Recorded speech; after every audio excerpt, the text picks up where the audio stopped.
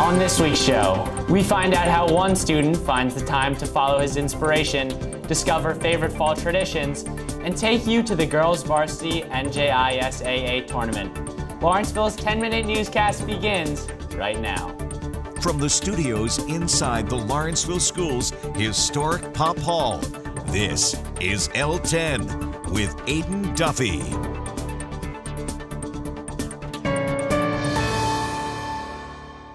Hello and welcome to this week's show. Lawrenceville welcomes current parents to campus today for Parents Weekend. From parent-teacher meetings to academic and residential life presentations, receptions, Big Red Athletics, and the fall musical Urinetown, a full schedule of activities is planned. Last Thursday, author, professional climber, filmmaker, and entrepreneur Micah Burhart spoke at school meeting. Burhart talked about her climbing excursions and her newest film, Namuli, which details the challenges and people she encountered on Mozambique's second highest mountain. Her inspirational talk also covered her work to protect the world's most threatened mountain ecosystems. The 2018-2019 Harkness travel programs, part of Lawrenceville's commitment to experiential learning, were announced. This year's students can choose from 13 national and international travel opportunities, including trips to Bolivia, Brazil, Ecuador, Morocco, and China, to name a few. On Wednesday, the girls' varsity tennis team defeated Pingree 3-2 to win the NJSIAA Prep A championships. In the first of a series of profiles, L10 goes beyond the assignments and activities to find out what makes Lawrentians tick.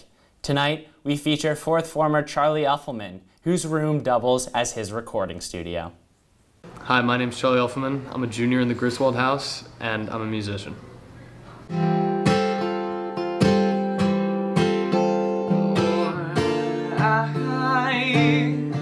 So I picked up guitar in 4th grade, and then that's sort of really when I started playing a lot of music. I immediately felt like a bigger connection to the guitar. And then I was in a band back home. I was in a couple bands and just cover bands, nothing serious. I feel like more recently, definitely my writing has, I've been putting a lot more time and effort into that. I'm working right now on a 6-track EP. I've been working on that for a couple months since May. So that's sort of been the goal for the past couple months and sort of the focus of my time and effort. So I write the song there, and then I use this a lot of the times when I'm recording. This is a MIDI keyboard, so this plugs right into my computer, and I can get thousands of sounds on this. And I can get synths, I can get tons of stuff. I can also do drums with this drum pad. Obviously I can't fit a drum kit in here, so I use this to make electronic drums. This is a pre-Sonos audio box, and so I plug in my guitar, acoustic or electric, or my bass, and then that goes to my computer, and then that's how I can get sounds, and I can control the levels and stuff. So I use Logic Pro X, and I've got a ton of different songs in my my folders, and I've got a bunch of different ones, but a lot of them are demos, and then I usually do 2 tracks, so I'll do a demo version of it just to sort of get down the general idea and the sounds, and then I usually take parts of that and then also expand on other ideas and make a full version. Maybe I'll make it 'cause I like to scrutinize. I can't sit down and just tell myself all right, I'm gonna write a song now, or I'm gonna work on a song now, because it's it needs to come to me very naturally. So it's sort of just random, and especially here I work on tracks in small segments. I know the school can get tricky at times and very stressful, and you may not have a lot of time, and you may want to give up on a certain passion, but at least in my experience I can tell you, don't do that. Try and find time, even a little bit, 5 minutes a day, 10 minutes a day, and it just makes you feel better, it makes you more relaxed, and it'll pay off. The fall season at Lawrenceville is full of traditions. Third former Fiona Pando talks to students, faculty, and staff and uncovers their favorites. Hi, Deb.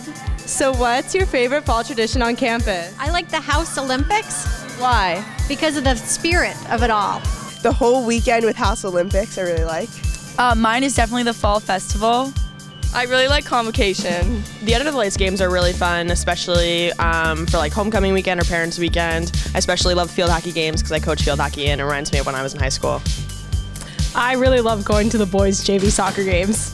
For any particular reason? For every reason. I'd probably say the Under the Lights games. Those are pretty cool. I really like the whole school coming together and supporting everyone working super hard in athletics. Hi, Mr. Liang. So what's your favorite fall tradition here on campus? Crushing students under major assignments. Oh, Hill Weekend with all the celebrations, Hill Week, everything that goes on. It's just a great atmosphere the whole entire week. I'm really looking forward for the fall musical on next Thursday. Oh, okay. Why? Because I think that students put a lot of efforts in it and it's going to be amazing.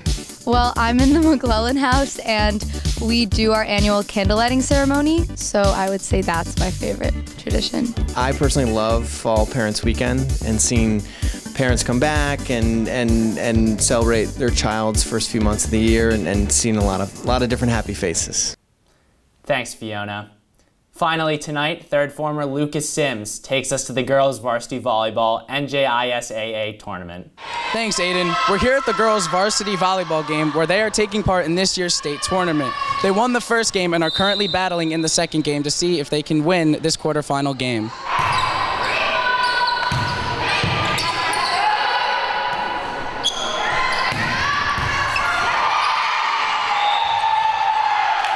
So we're here with the three captains of the girls' varsity volleyball team. After the first game of the season where you guys took a loss, you came back on a remarkable stretch and won 8 games in a row. You lost another game this week and came back and won. How did it feel to get a win? It felt really good. We were able to work well together again, and we didn't let anything get in our heads, and we really came and fought.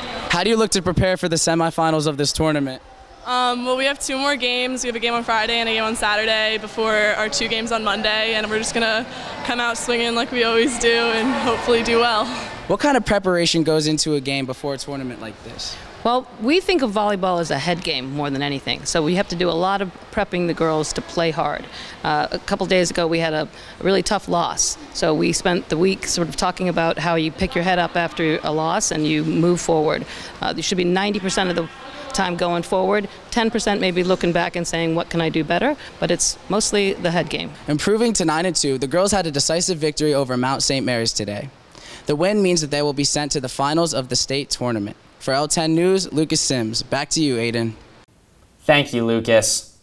That is our show for this Friday, October 12th, 2018. From all of us here at L10, thank you so much for watching and enjoy Parents Weekend.